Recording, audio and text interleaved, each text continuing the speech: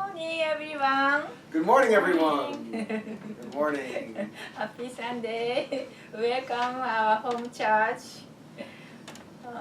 Let us prepare our heart to heaven. Let us sing a song, holy song, 175. Swing low, sweet chariot.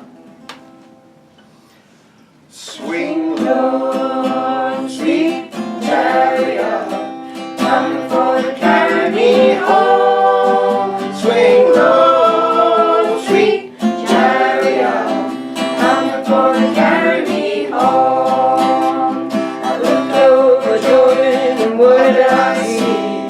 Coming for to carry me home. A band of angels coming after me, coming for to carry me home. Swing low, sweet chariot, coming for to carry me home. Swing low, sweet chariot, coming for to carry me home. If you get there before I do, coming for to carry me home. Tell my friends I'm coming too, coming for to carry me home. Swing low, sweet chariot, coming for to carry me home. Swing low, sweet chariot, coming for to carry me home. If you get there before I do, coming for to carry me home. Take your home and I'll pull you through, coming for to carry me home. Swing low, sweet chariot, coming for to carry me home. Swing low, sweet chariot, coming for to carry me home. I'm sometimes up and sometimes down, coming for to carry me home. But still my soul feels heavily bound, coming for to carry me home. Swing low, sweet chariot, coming for to carry me home. Swing low, sweet chariot, coming for to carry me home. Thank you. Next song is 157, Resurrection. 157, Resurrection.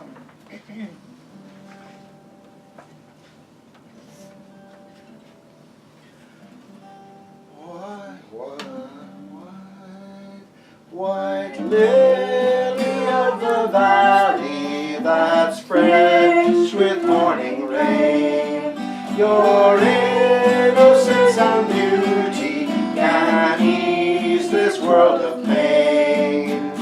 Beauty is a seedling placed deep in human song, which one day soon will blossom into the love of God. White lilies bloom and wither as sunshine follows rain, but Father's wound will hurt him beyond all human pain. Till all men have listened and heard his loving word, and come to Father's bosom beside the one true Lord. As I look all around me and see the coming dawn, my grateful heart goes to him as I awake reborn. Now his Son has freed us from suffering and pain by raising Father's kingdom where love and beauty reign. The love of God is growing and radiating beams of joy throughout creation, fulfilling Father's dreams. Evil will be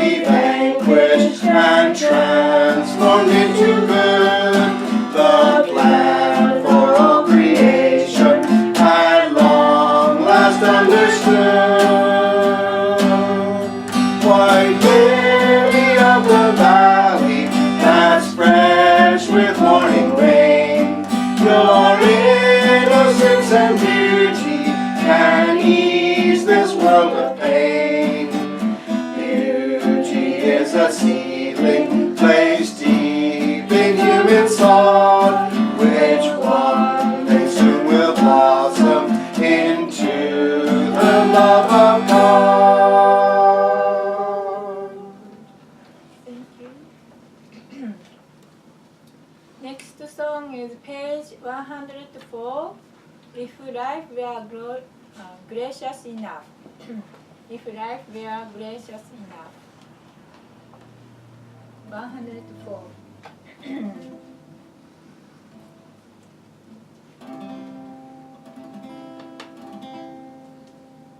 If life were gracious enough to grant my way, I would reach to the ends of the earth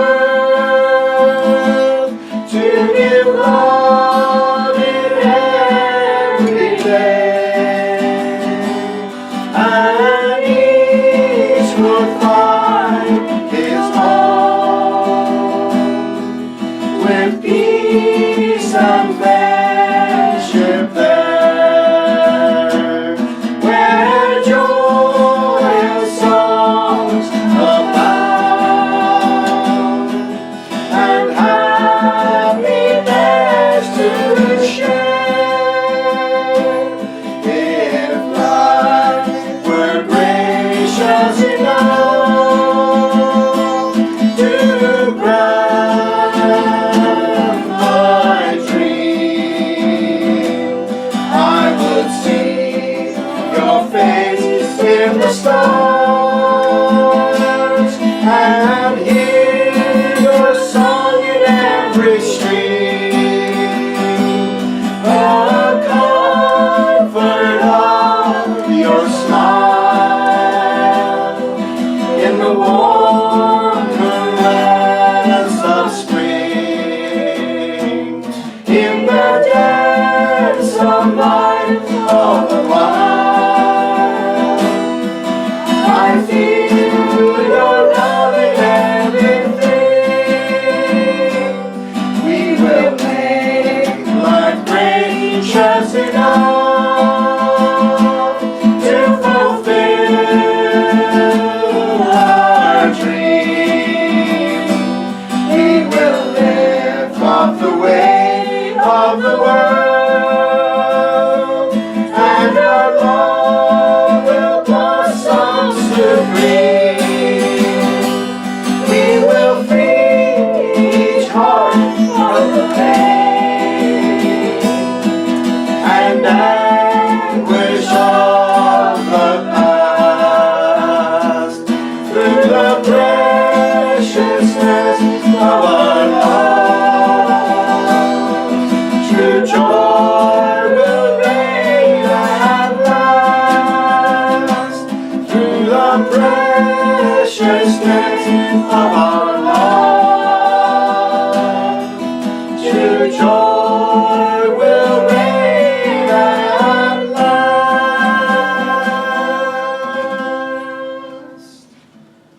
Thank you. Let us stand up, greet the Heavenly Parents, God, and true parents.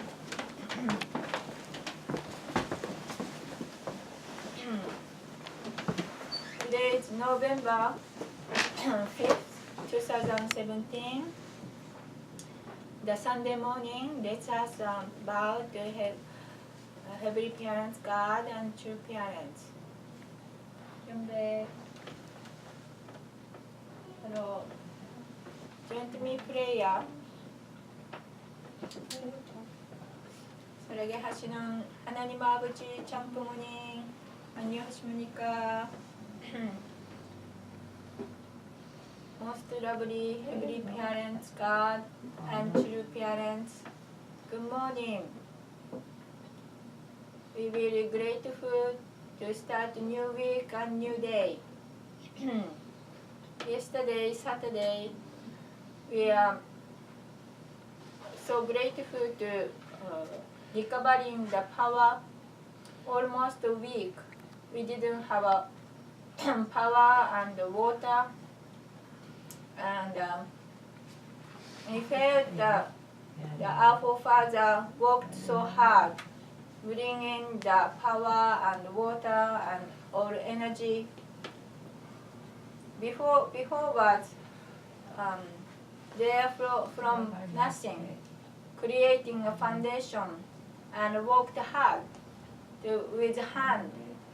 Heavenly Parents, we are grateful that our ancestor worked hard creating the wellness, and we are so grateful.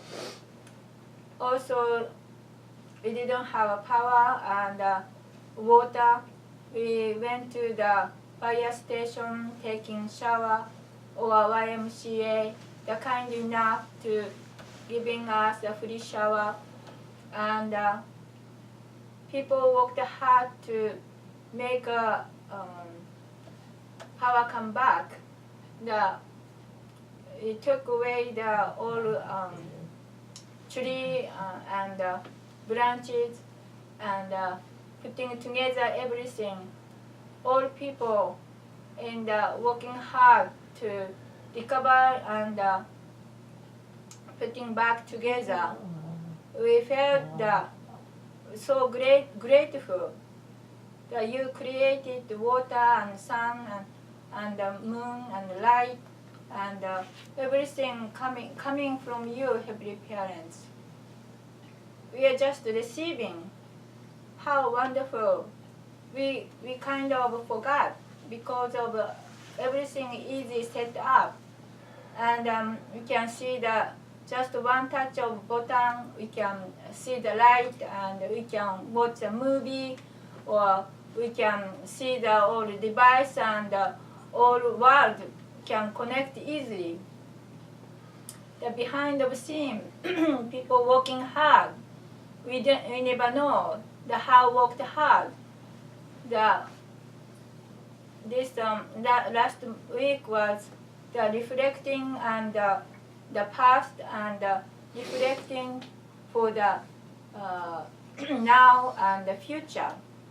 How we can create the goodness around us, and we can bring a new truth and a new hope to the world.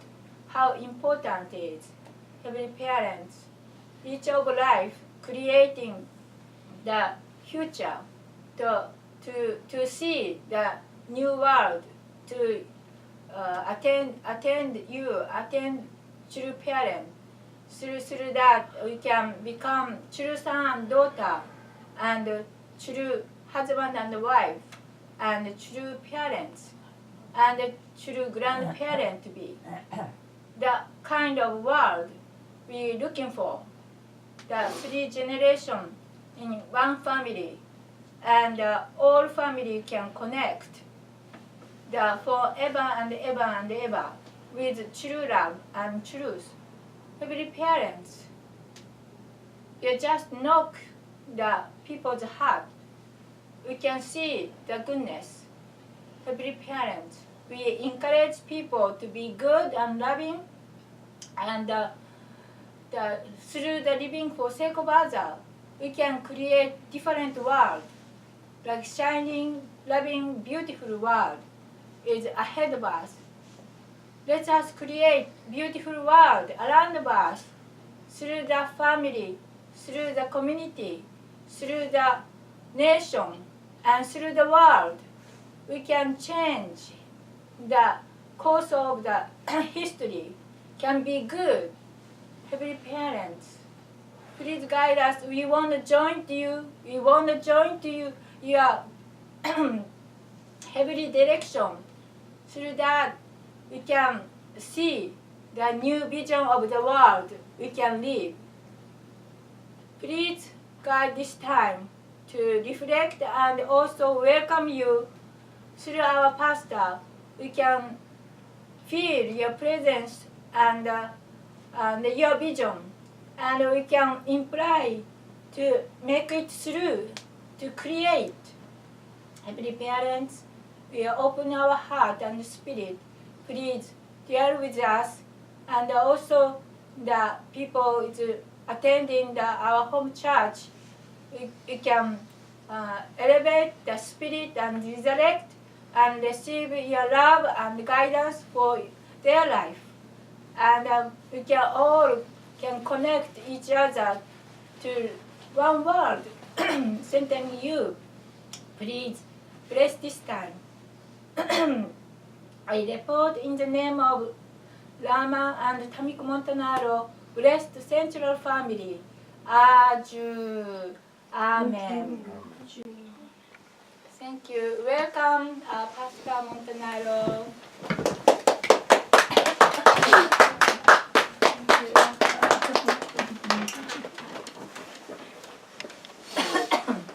Good morning, everybody. I have a lot of things I want to share today, and I hope I can tie them together nicely for you in a nice little bow with a little ribbon. Almost prayer was touching on some of those things.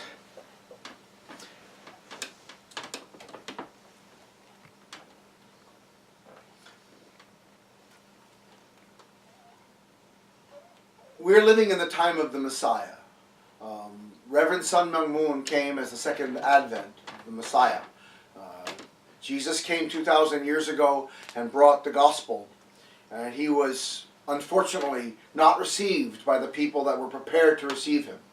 So the Jewish people were supposed to accept the Messiah 2,000 years ago. And then the world would have had a nation of people united with Jesus. And it could have quickly spread the words of Jesus throughout to the whole world. That was God's ideal. That was God's plan. But Satan is very clever, and Satan exists, and fallen people are very susceptible to Satan's temptation. And it's very difficult for fallen people to follow their original mind. So even though God has a plan and a purpose in history, Satan, who knows that plan and knows that purpose, is always working to destroy it. Always working to keep his power, keep his position. So all behind history, there's a struggle between God and Satan. When we look at this, it can feel very hopeless. Because God follows the rules. God plays fair. God doesn't cheat. God follows the rules and plays fair. But Satan is cheating and not following the rules. Or he's following the rules of that human beings have to decide finally what they do. God doesn't decide for us. So he's tempting and he's distracting and destroying, and he's not righteous, obviously, right? Satan is not righteous. He's not, and we're not righteous. So he always tempts us to follow our unrighteous nature, our selfish nature.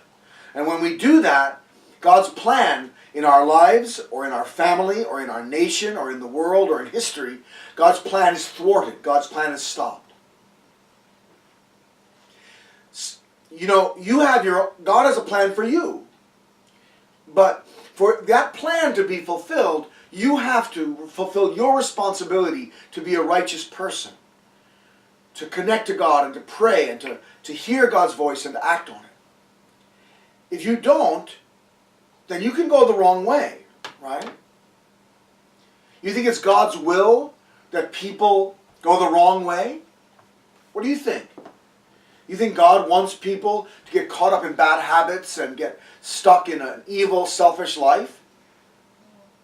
No. God doesn't want that, right? Does God want that for you? No. And yet that can happen if we give up God's ideal. God plus one is a majority. If you have God with you, you can go forward even though the whole world is against you. Because God plus one is a majority. God, if you unite with God, you can go forward and you can do great things in your life. It may be difficult. You may be the only one doing it. You may be fighting against thousands of people who don't want to care. But you can go forward. You can make something good happen in your life. You can be proud of your life. That's true for every person. So God and Satan are fighting over our lives. On the worldwide level, God chooses leaders. I'm thinking of General Douglas MacArthur, for instance, who led the Allied forces in the Pacific Theater and led to the end of World War II. Then he was put in charge by the United Nations Command of the forces in Korea. And he made some miraculous and very astounding strategic decisions in Korean War that ended the war much quicker than it would have been otherwise. He was a brilliant general. But Truman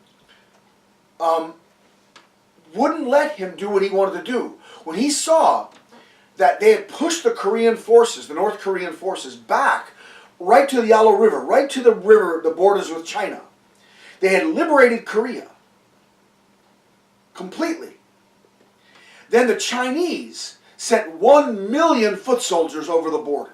1 million soldiers. The Allied forces may be numbered in the tens of thousands. 1 million soldiers. They weren't even armed. Some of them had pitchforks and sticks, knives, rocks. They were not armed. They didn't have an army. But they were being sent as cannon fodder. And they were mowing them down with machine guns, and they were still coming. It was horrifying. This is up at the North Korean border with China. And MacArthur told Truman, we have to hit China with the nuclear bomb, with the atomic bomb. We have to hit Beijing. We have to hit China so it'll stop doing this. Now, from our perspective, any use of the nuclear bomb was a wrong thing to do and everything. But anyone who's a student of history knows more people died in one day in Tokyo in March because of the firebombing that the army was doing. Carpet bombing, firebombing. They discovered that the Japanese huts or houses were all thatched with hay. Their roofs were flammable. So they developed little bombs that were explosives with gasoline in them, gelled gasoline, basically napalm. And they dropped them with little parachutes so they wouldn't come too fast. They fell very quickly, but not fast enough to break through the roof. So when they hit the roof, they exploded, and the roofs caught on fire. Literally, 1/3 of Tokyo was burned in one day. More people died in that raid. And they did this in 67 to 68 cities in Japan. And still Hirohito and Tojo and the Japanese command was not going to surrender. They had a policy. Every man shall fight until the last man is standing. This was their order. And they sent everyone into the hills to leave the cities. And they were going to and the Japanese were going to follow, because the Japanese, that's their nature, to follow what the direction is from the central figure. And literally the entire nation of Japan would have been killed. And millions of lives also would have been lost on the Allied forces. MacArthur understood this. Truman understood this. And they dropped 2 bombs, one on Nagasaki, one on Hiroshima. And in those 2 days, in Tokyo, more people had died because of the fire. Horrible deaths, burning to death with napalm on them. And in 68 cities, more people died in the firebombing of the cities of Japan from March until August than died in either one of those bombings of the atomic bomb. People who don't know history think that the United States is a bad guy and that we dropped the bomb. But actually, dropping the bomb stopped the war and stopped the loss of life. Japan realized, we will not be able to defeat these people now. They're not even going to send troops in. They're just going to drop atomic bombs over the entire country and destroy us. We cannot win this war. They finally surrendered. But you know the Japanese, they were practicing, they were dive bombing their planes into ships. Kamikaze, right? The death wind. Wind of God, actually. Kami means God. Kaze means wind. So, God's wind. That was what they called the soldiers. They send them out with enough gasoline to get to their target, and that's it. So they couldn't come back. They would go down in the ocean without gasoline. So they knew they were going to die before they even got in the plane. And they were like crazy, and they drove their planes right into the ships. The Japanese culture is very much united with its central figure. Hirohito and Tojo had created a military monster in Japan. And they were trying to take over all of Asia. They had wiped out thousands and thousands of Chinese and Koreans and Filipinos. They were trying to take over Australia even, and Indochina. They were a monster, a military monster. And in 2 hits, boom, boom, in Hiroshima and Nagasaki, the war ended. It was actually a good way to end the war, quicker. There's no good way to end any war. There's no good way to fight a war. Every war involves death. But this kind of, we always look back at history. Remember that we have, for 50 years, 60 years in the United States, after World War II, Marxists have been working, Marxist-Leninists have been working in concert with the Soviet Union at the time to destabilize the United States by creating negative publicity that Americans felt bad about themselves. We're the bad guys. We're doing all the bad in the world. Everyone else is good, especially the Soviet Union. They're really good. They're such good people. Never mind the fact that Stalin killed 70 million people during the Cold War of his own country. And that Mao killed 60 million at least by conservative estimates. That Pol Pot wiped out 3 million people in 2 years. Anyone with glasses was put to death because obviously they'd studied. Never mind that communism killed millions of people. No, we're the bad guys. We were made to feel guilty about ourselves by the communists. So you have to realize, if you're listening to these sermons at home, you have to realize that you have been brainwashed by 70 years of nonsense that tried to make Americans feel bad about themselves. When we're the most generous nation on earth, statistically, we give more than any nation on earth in charity and in aid to anyone else on the planet. Does that mean America's perfect and we should be completely proud of ourselves and strutting around? No. But we shouldn't feel bad about ourselves and hate ourselves and crawl into a corner to die.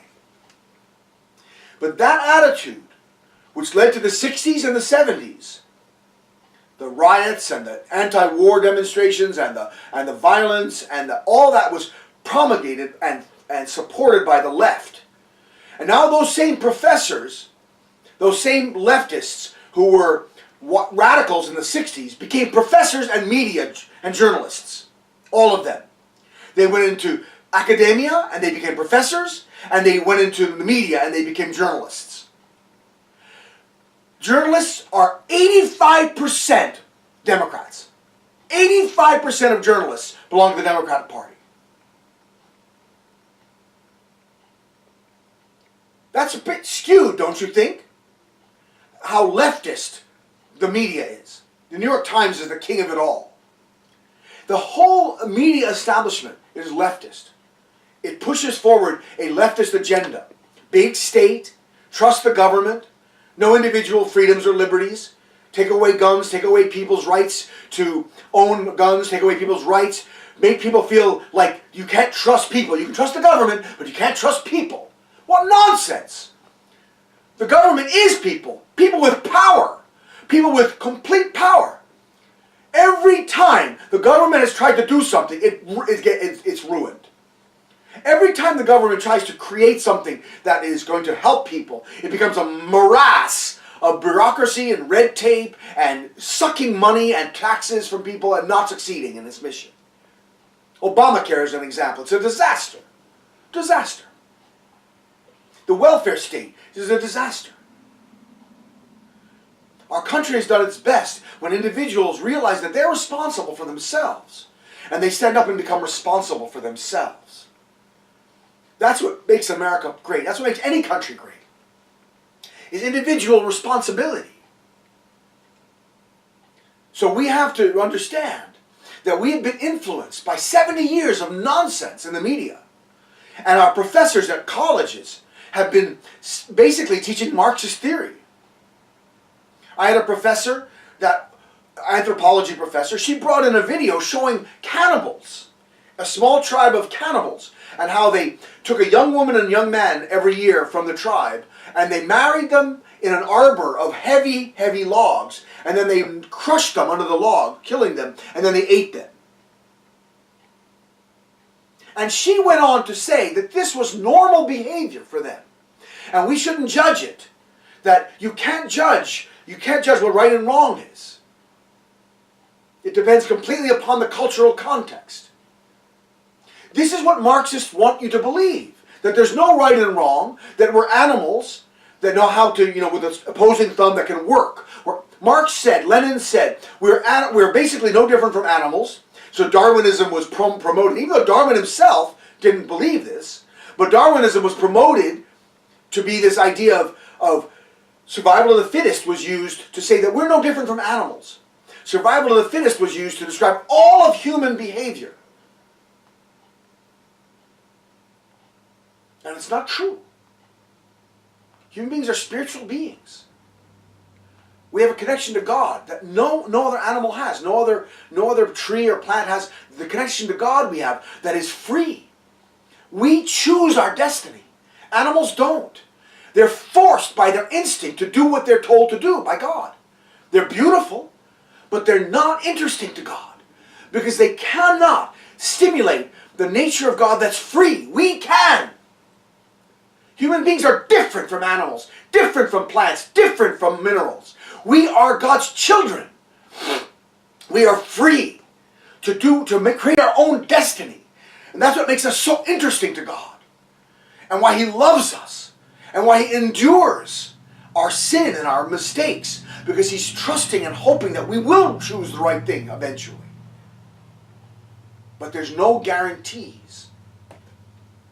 It's not guaranteed.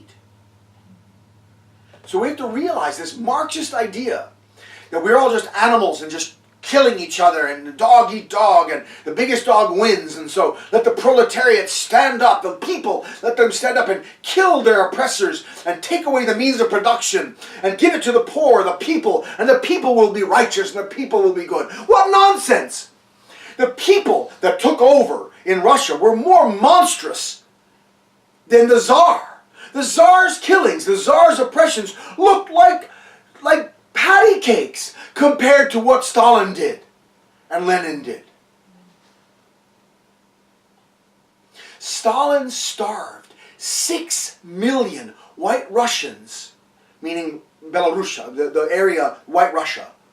They weren't going to communize. They weren't going to turn their farms into communal farms. They were fighting back. He went in with troops, took away all their food, burned the rest, burned their farms, and in the winter of 1937-38, I think that was that year, 6 million people died of hunger. Forced hunger. By the way, most of the starvations you see in Africa or in other places are not because of famine, because there wasn't enough crops or food. They are forced famines by Marxist dictators who are using food as a weapon. Realize this. Famine is a weapon in war. And this is what Stalin did. He was waging war on his own people, killing them so they would be forced to communize. Meanwhile, the left in America, in the media, were extolling Stalin and the great reforms he was doing in Russia.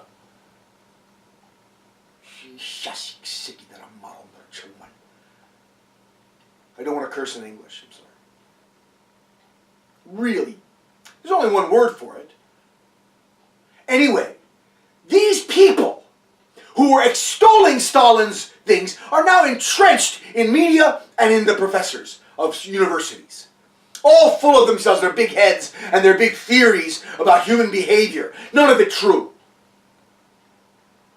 And they're creating generations of young people who doubt whether they have any value as a person and think that the state really should be trusted and all this nonsense.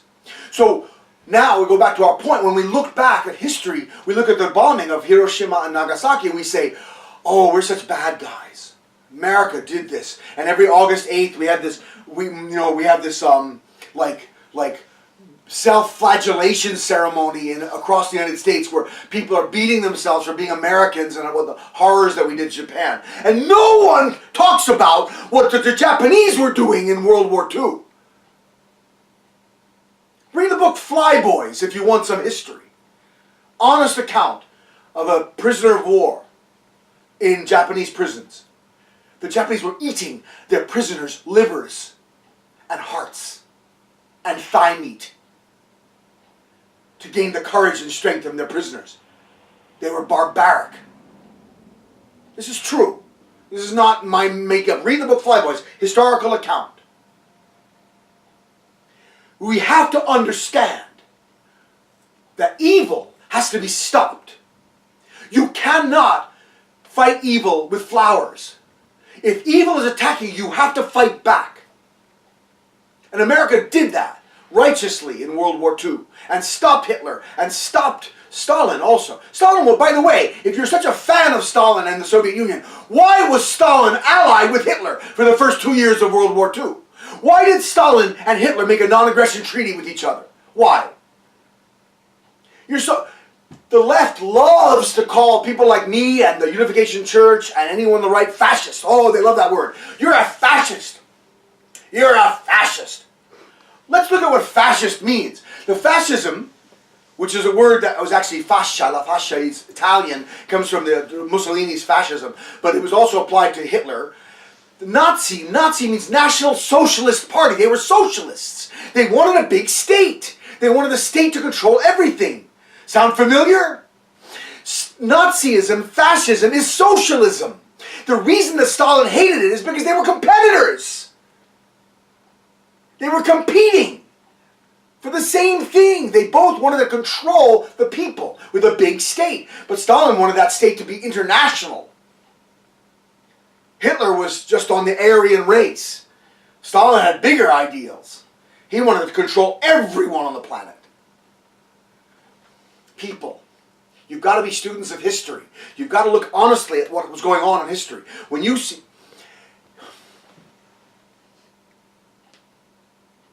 If someone insults your wife and spits in her face, and then they start filming it after you attack the guy and beat the crap out of him, you look like a bad guy. Oh, look at that guy. He's beating the crap out of this guy. He's punching his head in, you know. But they don't show you the insult and the spitting and the smacking and the disgusting thing that they did to your wife or to your family or somebody yourself or something. In other words, it's very selective. Communists are brilliant at this. They are brilliant at misinformation. They show you what happened after the insult. They show you what happened after the communists did something to destroy something or blow something up. And then the reprisals against the communists, that's what they show in the media worldwide. And everyone thinks the right-wing government, the dictatorship, they're bad guys. They never... See, the communists control the media. They're very smart. They control the media, they control the flow of information. And so they only give the information that makes them look like the victim. Oh, such victims. Oh, we feel sorry for you. Yes, that you had to kill so many people. I'm so sorry. You had to kill so many people to get what you wanted. I know, it must have hurt to kill so many people.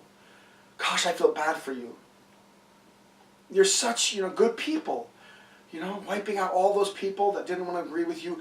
Gosh, gosh. It's just so sad. I feel bad for you, communists, How you must have felt so bad what you were doing. And you're in my country? In the professorships and in the media?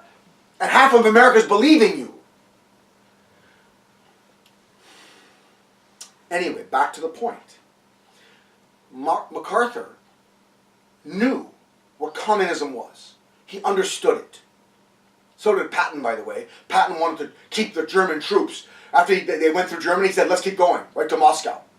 That's what he said. And he was taken out of command. He knew that the enemy, these two guys were the same. Stalin and Hitler were just the same. Worse, actually. Stalin was worse. He said, just keep going. We have them on the run, let's keep going. Go right to Moscow. Wipe them out. And liberate all of Eastern Europe. And they didn't listen Because he looked like a bad guy, right? He looks like a bad guy. Oh, you want to keep the war going. What happened? For 40 years in Hungary, in Czechoslovakia, in Romania, in Latvia, Lithuania, Estonia, in all the countries of Eastern Europe, people were oppressed and murdered for 40 years. Because you didn't let Patton go and white kick the Russians out. Sometimes what looks like is compassionate is actually evil. If your compassion is getting in the way of you doing what's the right thing to do, it's evil. You have to do what's right, whether it looks compassionate or not. If you know that somebody's evil, you have to wipe them out. You have to fight. Okay, so MacArthur, put in charge of the Korean War, saw these 1 million Chinese troops coming over the border. He said to Truman, let's use the atomic bomb again. Hit them twice, or once or twice. Boom, that'll be enough. They'll send all their troops scurrying back to China. They'll realize they can't win this. And they'll pull back, and we can liberate Korea. And if they'd done that, Korea would not have become communist. Kim Il-sung, Kim Jong-il, Kim Jong-un, the idiot grandson, would not be in power right now.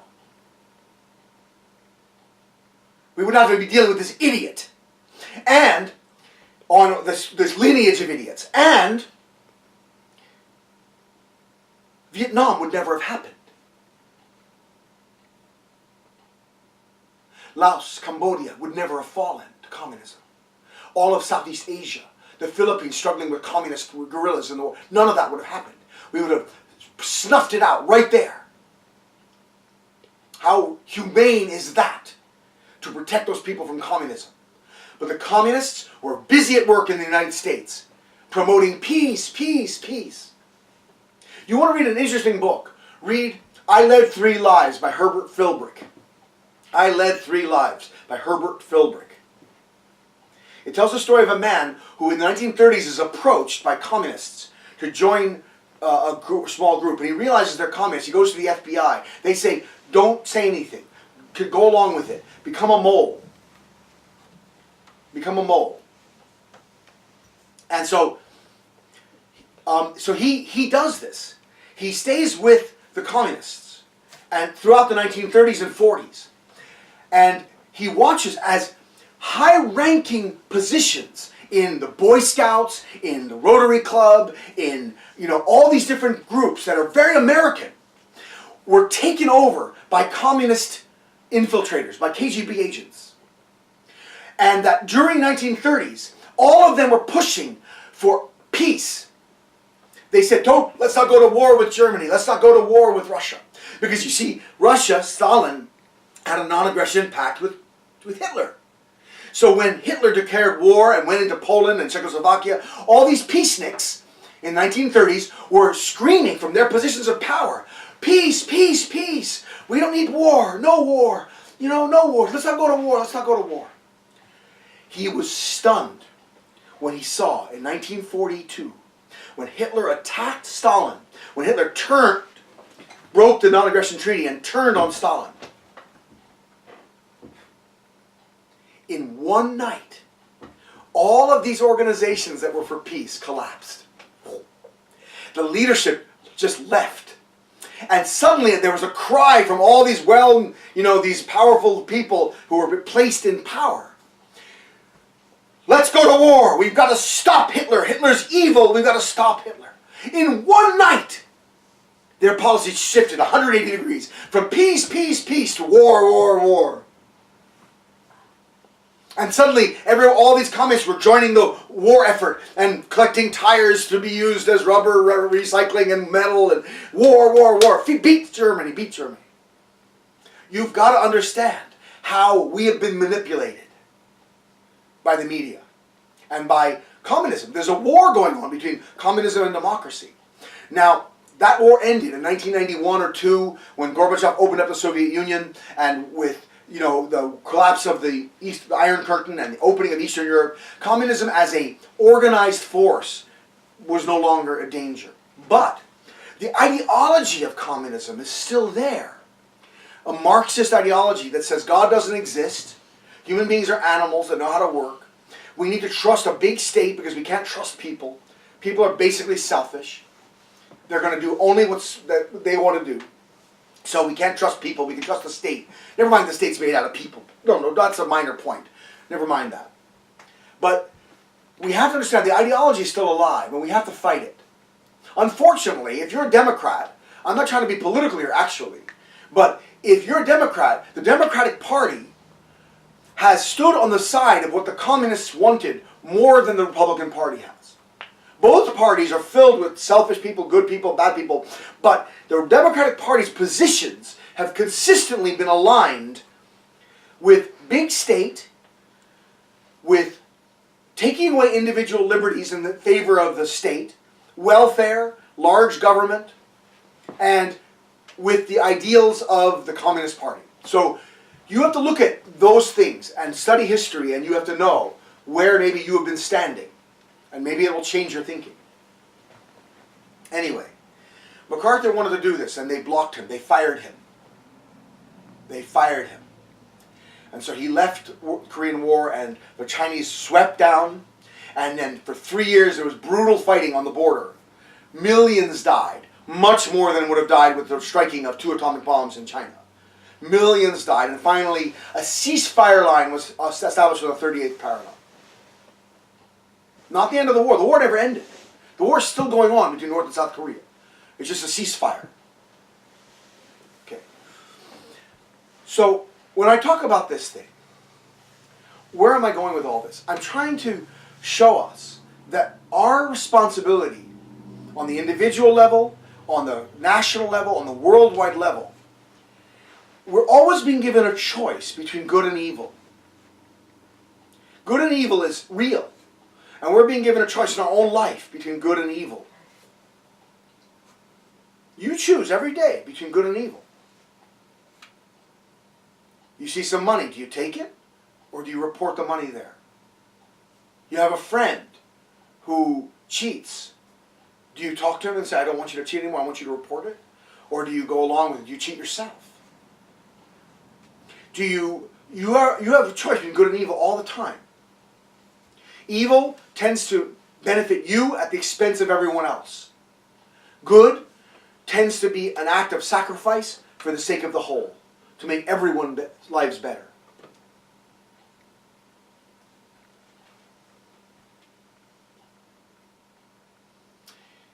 Recently, I have been thinking a lot about what I'm doing. And is it working? Is it going to change the world? And Reverend Moon gave his life for this, to bring this ideal. What do we need to do to make this ideal work? It seems like there's no hope sometimes, right? You work really hard and then it seems like there's no effect. Because it's hard as an individual to see how you're affecting the nation. It's hard to believe that you can have an effect on the nation. And you can get depressed easily by looking at negative media stories, which are there. And there are many bad things happening. Shootings and bad people doing bad things. And even people in power, government, doing bad things. People we trusted doing bad things.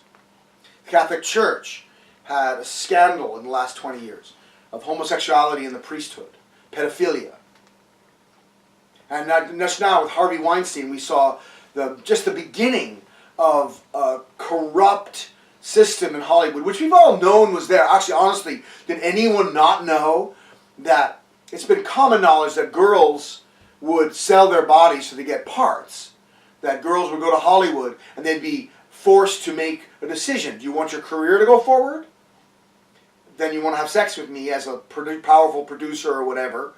And that if you don't do that, then you just get sidelined. Someone else will come up who's willing to have sex with this big, powerful Hollywood mogul.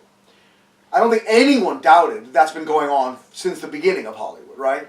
Does anyone doubt that? But I think what people didn't understand was the pedophilia, especially for boys.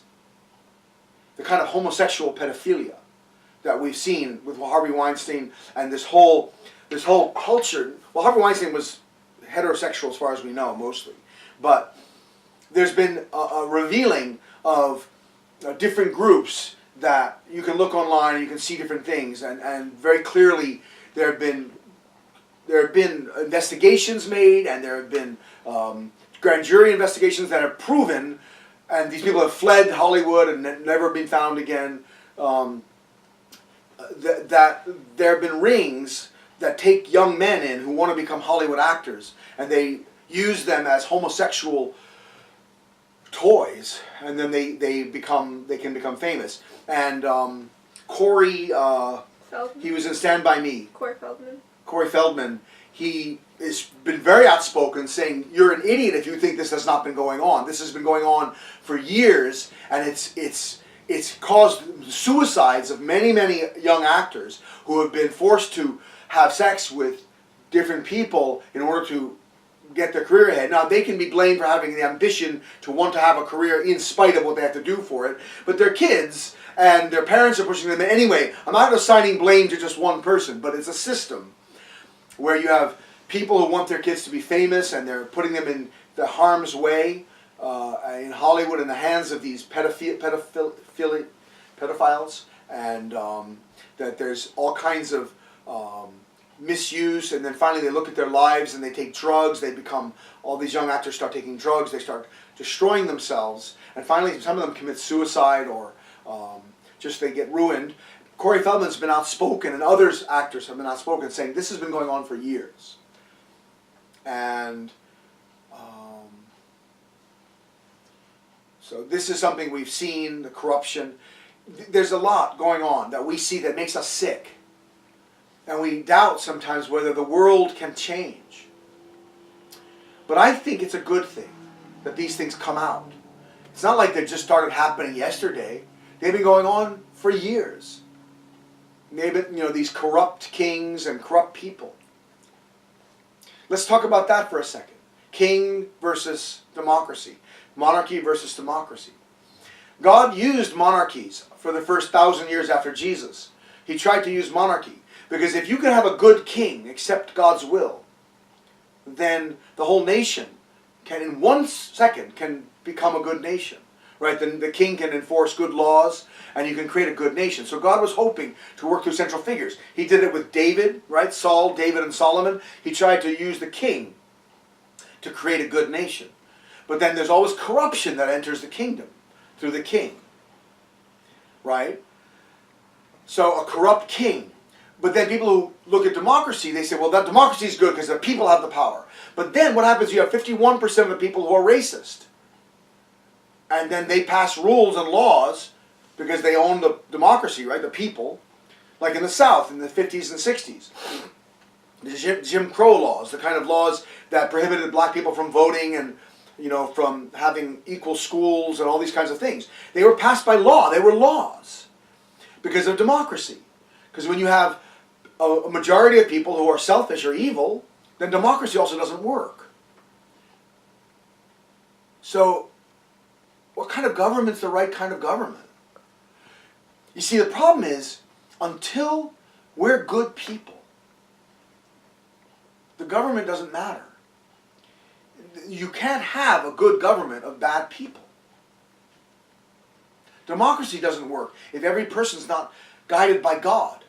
Why do you think democracy was born on this part of the hemisphere? The Western Hemisphere has Canada, North America has Canada, United States, Mexico, right? Then you have Central America, right? And then you have all of South America. They're all filled with natural resources and good things, and they are very equal, very similar, right? In terms of what was potential.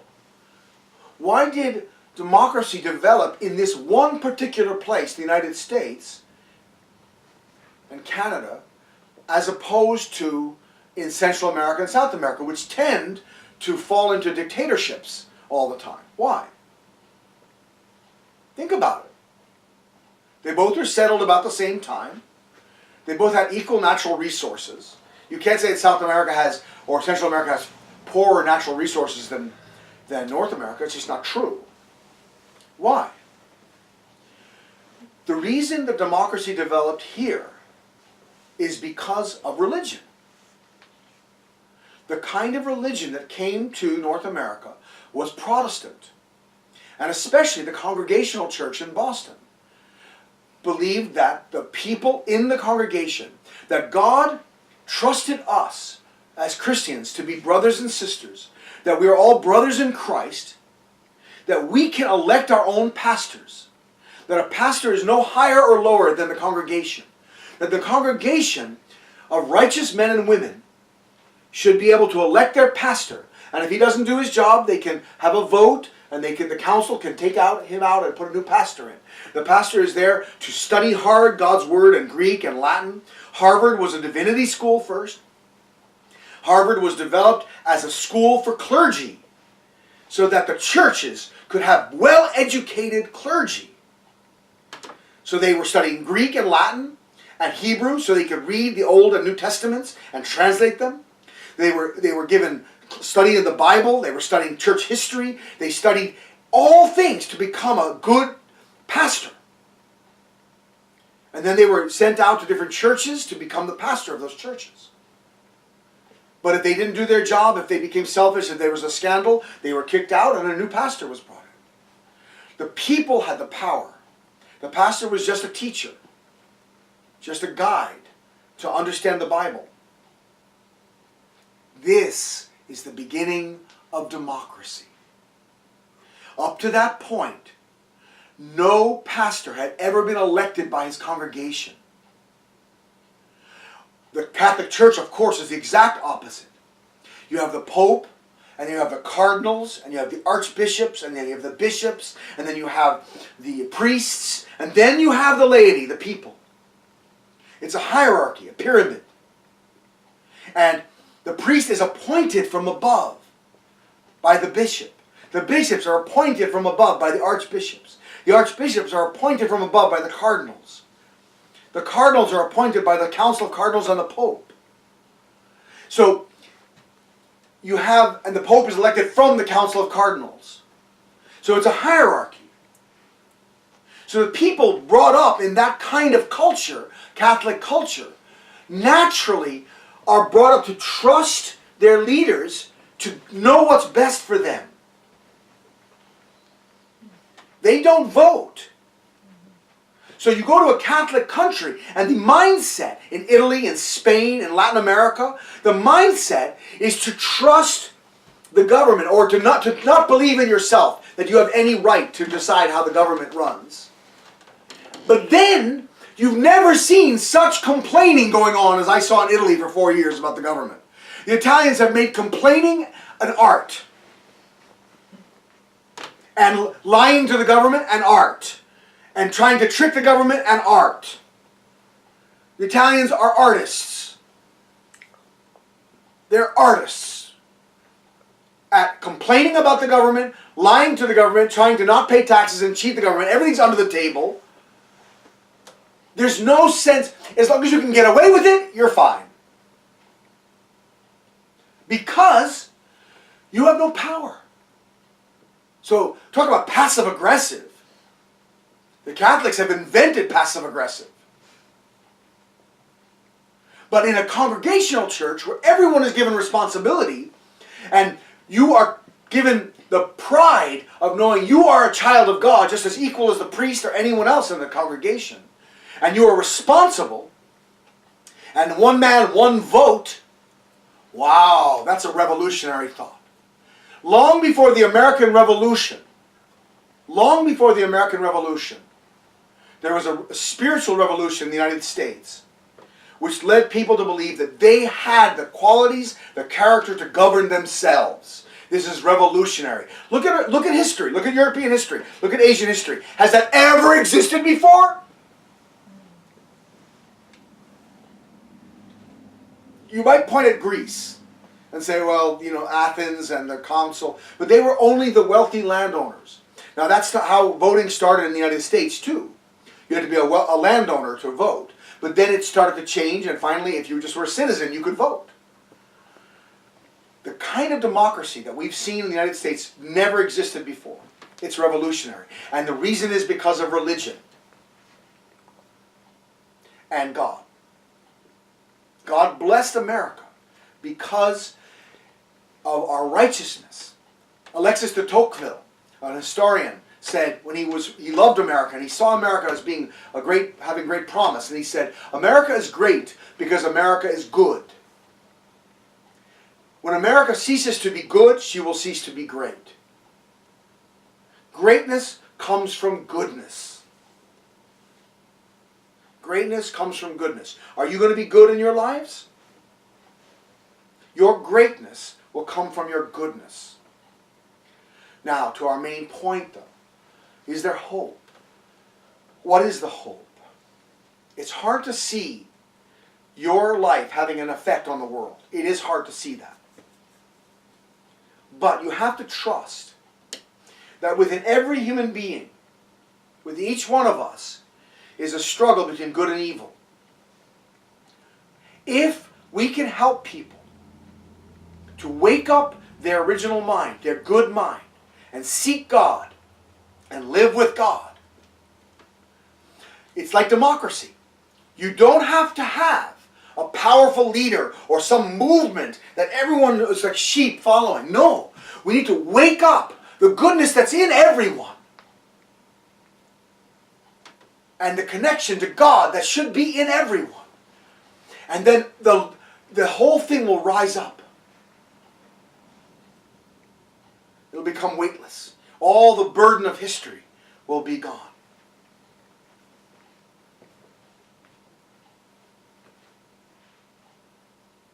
We need to have confidence and faith that God exists, that God has a will.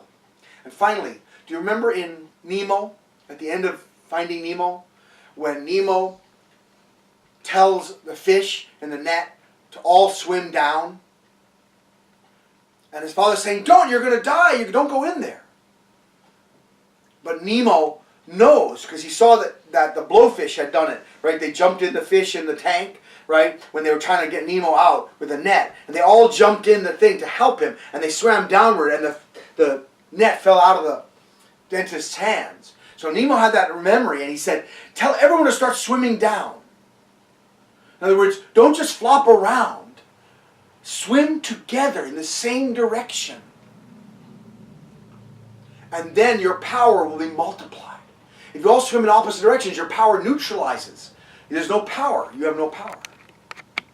Right? So what is that lesson for us? God's will is the same for all of us. It's a good will. To make good families, to be a good person, to make good country, good nation, good world, good history. God wants to change history so this evil history ends forever, becomes just a memory, and then even that we want to forget. We want to even liberate the spirits in the spirit world that have suffered. How? We have to unite with one idea, one will, one center. If we're all swimming in the same direction, we have great power. So my message today is twofold. Wake up the original mind inside yourself and begin to live for goodness. And then the second part of that is connect to others who are also awakened and connect to God, who is the source of goodness, and listen for God's will and find the center that God has appointed and unite with that center and pull in the same direction. And we will pull history. But it has to come when everyone's swimming in the same direction. And this is coming from God, not from a dictator, not from some central figure that has gotten his power by, money and control. But from within us. There's only one center, and that's God. And then we can swim together and we can build the kingdom of God on earth and in the spirit world.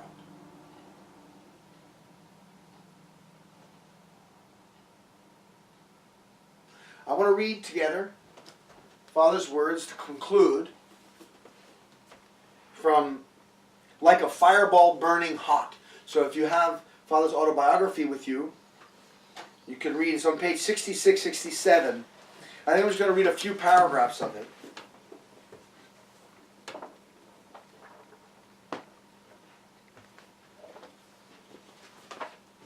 This was the first person. Father challenged the evil that was North Korean communism, Soviet communism, Japanese imperialism. He was in the worst place at the worst time, always.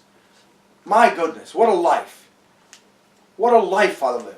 Under Japanese imperialist occupation as a child. Then walking willingly into North Korea to be tortured by Kim Il-sung for 3 years. Then coming in the South and being tortured by the dictatorships of the PARC and the different administrations that didn't trust him and like him. Then coming to the United States during the worst time in our history, the 60s and 70s, when everybody was out of their minds with free love, free sex, and anti-government, and communism was multiplying. And he came to fight communism.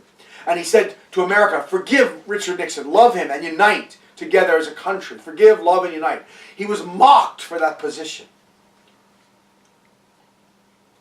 And he tried to bring young people to have good families at a time when free sex was rampant. And every young person wanted to just do what they wanted sexually. He's always been in the worst place at the worst time. God put him in the worst place at the worst time his whole life. But he invariably had a bright, shining spirit and pulled people in the direction of goodness and taught through the divine principle a way that we can all be one family as children under God. Let's just read about his life a little bit. Like a fireball burning hot. After graduating from the Kyongsung Institute in 1942, this is on page 66. After graduating from the Kyongsung Institute in 1942, I traveled to Japan to continue my studies. I went because I felt that I needed to have exact knowledge about Japan. On the train to Busan, I couldn't stop the tears from flowing. I covered myself with my coat and I cried out loud. My nose ran and my face swelled up. I cried so much. It grieved me to think that I was leaving my country behind as it suffered under the yoke of colonial rule. I looked out the window as I wept, and I could see that the hills and rivers were weeping even more sorrowfully than I was. I saw with my own eyes the tears flowing from the grass and trees. Upon seeing this vision, I said, I promise to the hills and streams of my homeland that I will return, carrying with me the liberation of my homeland. So don't cry, but wait for me. I boarded the Busan to Shimonoseki ferry at 2 o'clock in the morning on April 1st. There was a strong wind that night, but I could not leave the deck. I stayed there watching as the lights of Busan became more and more distant. I stayed on deck until morning. On arriving in Tokyo, I entered Waseda Kogaku, a technical engineering school affiliated with Waseda University. I studied in the electrical engineering department. I chose electrical engineering because I felt I could not establish a new religious philosophy without knowing modern engineering. The invisible world of mathematics has something in common with religion. To do something great, a person needs to excel in powers of reasoning. Perhaps because of my large head, I was good at mathematics that others found difficult, and I enjoyed studying it. My head was so large, it was difficult for me to find hats that fit. The size of my head may also have something to do with my ability to focus on something and finish relatively quickly what may take others several years to complete. During my studies in Japan, I peppered my teachers with questions, just as I had in Korea. Once I began asking questions, I would continue and continue. Some teachers would pretend not to see me and simply ignore me when I asked, "What do you think about this?" If I had any doubts about something, I couldn't be satisfied until I'd pursued the matter all the way to the root. I wasn't deliberately trying to embarrass my teachers. I felt that if I were going to study a subject, I should study it completely. On my desk in the boarding house, I always had 3 Bibles lying open side by side. One was in Korean, one in Japanese, and one in English. I would read the same passages in 3 languages again and again. Each time I read a passage, I would underline verses and make notes in the margins until the pages of my Bibles became stained with black ink and difficult to read. Soon after school began, I attended an event held by the Association of Korean Students to welcome new students from our country. There, I sang a song from our homeland with great fervor. showing everyone my love for my country. The Japanese police were in attendance, and this was a time when Koreans were expected to assimilate themselves into Japanese culture. Nonetheless, I sang the Korean song with pride. Dok Munom, who had entered the Department of Architectural Engineering that year, was deeply moved to hear me sing this song, and we became lifelong friends. During this time, Korean students who were enrolled in various schools in the Tokyo area had formed an underground independence movement. This was only natural, as our homeland was groaning in agony under Japanese colonial rule. The movement grew in response to what the Japanese called the Great East Asian War from 1937 to 1945. As the war intensified, Tokyo began conscripting Korean students as student soldiers and sending them to the front. The work of the underground independence movement was spurred on by such moves. We had extensive debates on what to do about Hirohito, the Japanese emperor. I took on a major position in the movement.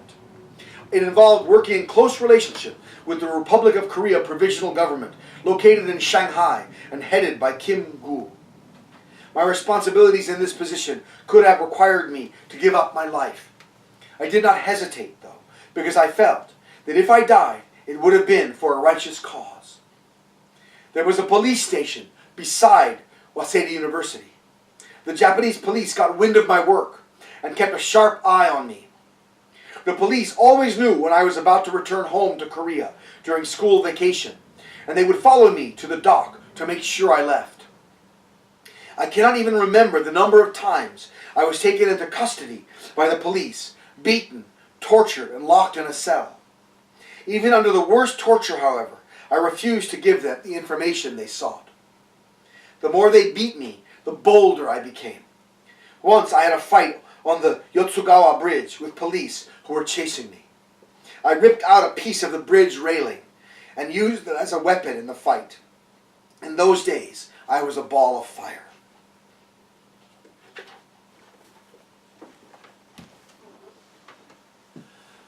So I don't know what your life is like and what you're doing in your life and where you work and where you live. But you can always make a righteous decision. You can decide not to commit adultery when you're tempted. You can decide not to turn on that computer when you're feeling lonely and wanting to watch some images on the computer. You can decide not to cheat on a test at school, not to lie, not to do something evil. You can decide to be a good person, to reach out to someone who's lonely, to reach out to someone who needs help. There's always something you can do in your life. And you can reach out to God. And you can reach out to God and you can pray to God with tears. What can I do to help my country? What can I do to help my state? What can I do to help my people, my neighborhood, my community, my family? If you yourself are struggling with addictions, you can pray to God, what can I do to help myself get clear of this, to become a good person? On our website, blessedfamilysanctuary.org, you can find the entire copy of the Divine Principle. There's a copy, you can link on it to read it. Also, you can hear me. I give lectures from the beginning to the end, 15 lectures. You can study the entire Divine Principle, reading the Bible side by side. You can stop the video whenever you want and read the entire Bible to make sure that what I'm saying is biblical. You can pray to God and become a great person because you can become a good person. Let me quote Martin Luther King. He said, "Everyone can be great because everyone can be good." That's Martin Luther King. So, the only thing stopping you from being great is yourself. If you want to be good, you can be good. You can fight to become good. If we all do this, we can become that 1,000 points of light that George Bush talked about. The senior, George Bush, let's make 1,000 points of light. We can become a righteous independence army that fights for goodness and fights for truth and beauty in this country and around the world. Let's work together to become righteous people who have hope in themselves and hope they can give others, and let us make the kingdom of heaven on earth in our lifetimes. Please join me in prayer. Dear Heavenly Father, I want to thank you so much for loving our family and taking care of our family. Last week we had no power in our home and no water, and it was a difficult time for everybody in Maine and maybe throughout New England and the East Coast. Father, thank you for the crews that worked tirelessly, exhausted until the last person had power, and even enduring dangers with power lines and things like this. Please, Father, help our country work together like that on spiritual things. The real issue, Father, is that we doubt ourselves that we can be righteous in love. Everyone doubts themselves that they can be righteous in love, that they can keep a promise of love to one person for a lifetime.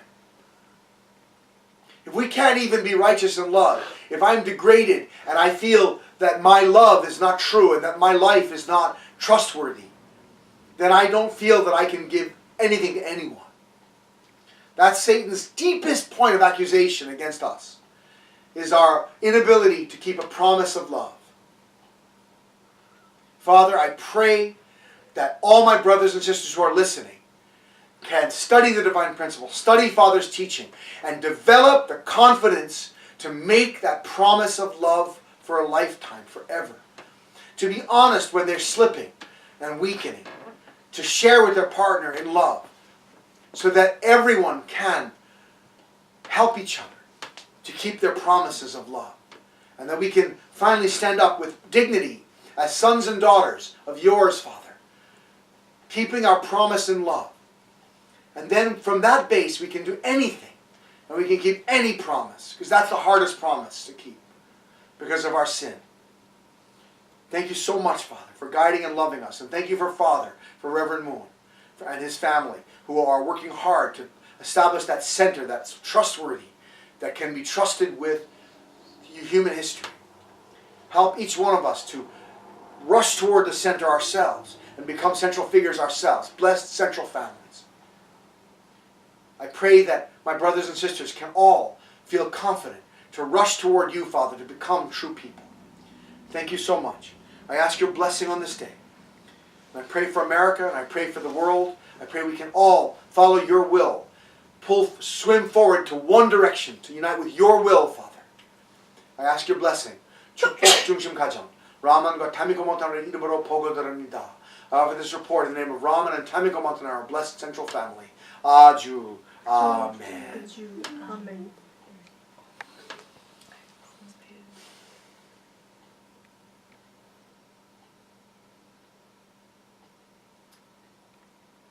Thank you, everyone.